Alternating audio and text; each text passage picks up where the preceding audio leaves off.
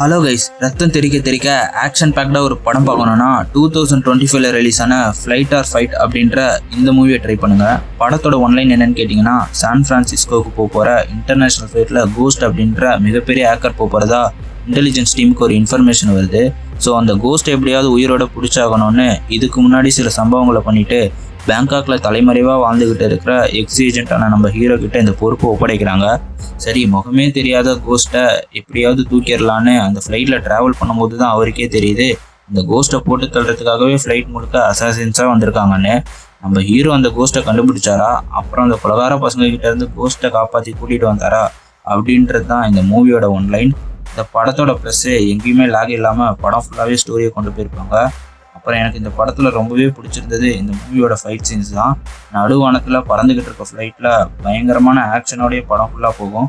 And இந்த படம் Amazon ப்ரைமில் Tamil டப்லேயே இருக்குது. ஸோ மிஸ் பண்ணாமல் பார்த்துருங்க.